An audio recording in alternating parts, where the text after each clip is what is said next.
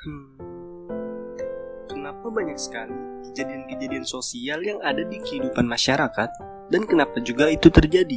Seperti demo, konflik antar masyarakat, konflik antar keluarga, dan tak jarang banyak sekali terjadi revolusi-revolusi yang terjadi di dunia ini.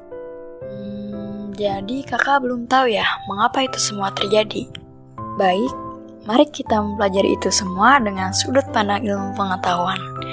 Jika dalam ilmu biologi bisa menjelaskan tentang makhluk hidup, maka ilmu sosial juga bisa menjelaskan masalah tadi. Sekarang, mari kita fokus karena kita akan mempelajari itu semua. Dalam hal ini, sosiologi bisa diibaratkan sebuah kacamata pembesar yang dapat mengetahui segala kehidupan masyarakat secara detail.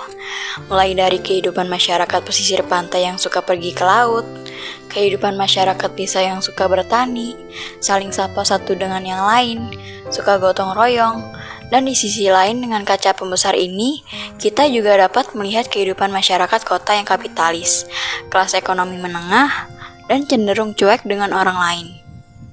Jadi, ilmu sosiologi itu adalah ilmu yang membahas perilaku sosial antar individu, antar kelompok, maupun antara individu dan kelompok. Dengan menggunakan ilmu ini, kakak juga akan membicarakan apa itu masyarakat. Dan kakak juga akan mempelajari struktur dan karakter masyarakat, problematika masyarakat, fenomena sosial, dan gerakan masyarakat. Selain itu, mempelajari metode survei sosial seperti kuesioner dan statistik, serta metode analisis dari hasil survei. Wah, menarik sekali ya. Kira-kira agar aku bisa belajar ilmu sosiologi, itu ada di mana ya? Oh iya, untuk belajar ilmu sosiologi, kita bisa belajar di Visip Wali Songo. Di sana akan ada banyak hal yang dipelajari, mulai dari sosiologi pembangunan, sosiologi keluarga, sosiologi industri, sosiologi gender, sosiologi ekonomi, sosiologi hukum, sosiologi pedesaan, sosiologi perkotaan, sosiologi komunikasi, sosiologi agama, sosiologi Islam, sosiologi politik, dan juga ilmu lainnya, Kak. Contohnya seperti apa tuh? Baik, Kak. Contoh sederhananya seperti ini. Kita ketahui bersama konflik keluarga yang ada di Indonesia cukup tinggi. Terlebih lagi di saat pandemi, seperti apa yang dikatakan oleh WHO, banyak negara melaporkan terjadi peningkatan kasus KDRT di masa pandemi, di mana dalam hal ini, kajian sosiologi keluarga dapat digunakan untuk mengkaji masalah-masalah tersebut. Jadi walaupun zaman mengalami perubahan, selagi itu masih ada masyarakat, maka ilmu sosiologi akan selalu berguna. Karena sosiologi hadir untuk menjadi solusi. Kira-kira kemampuan apa yang akan diasah selama menimba ilmu sosiologi? Untuk hal itu jangan khawatir, karena akan ada banyak sekali kemampuan yang diasah, seperti kemampuan observasi, kemampuan memahami fenomena sosial, kemampuan meneliti, kemampuan melakukan analisis, kemampuan komunikasi, kemampuan berpikir kritis.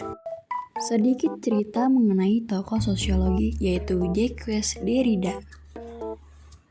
Ia adalah tokoh penting teori postmodern, atau lebih tepatnya poststrukturalisme. Derrida adalah seorang keturunan Yahudi yang lahir di El Biar, suatu wilayah terpencil di Aljazair pada 15 Juli 1930. Sejak kecil, ia hidup di negeri bekas jajahan yang memiliki instabilitas politik yang justru lebih berkah terselubung baginya karena membantu mengasah ketajaman dan kekritisan pemikirannya.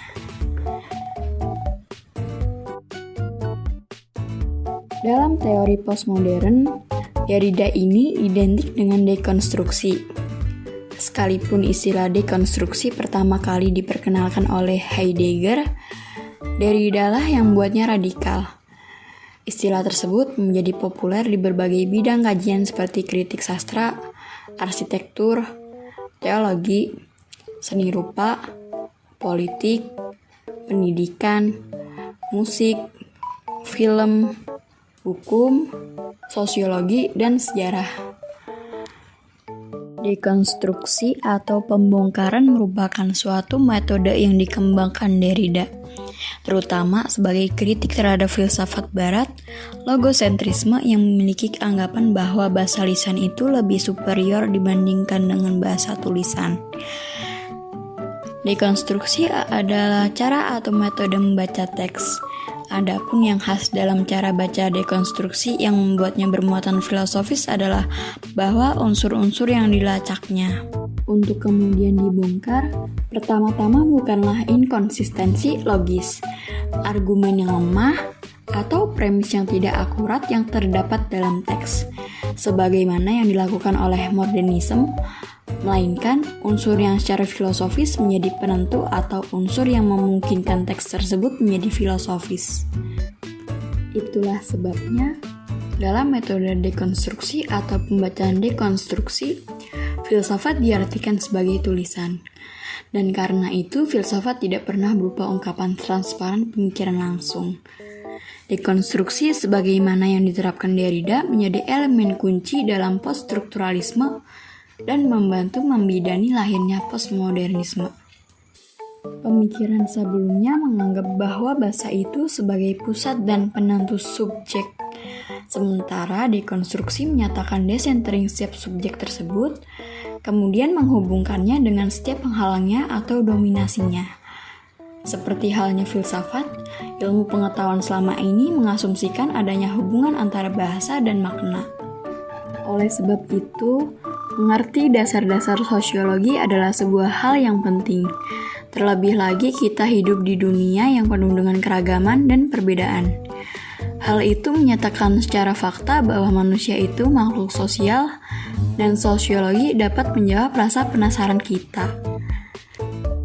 Menarik sekali ya ternyata. Itu sudah pasti. Oleh sebab itu, mari belajar ilmu sosiologi dengan kami di Visip Winwali Songo, Semarang. Tumbuhkan semangat eksplorasi untuk menjadi pemuda yang kritis, simpatik, dan juga inovatif.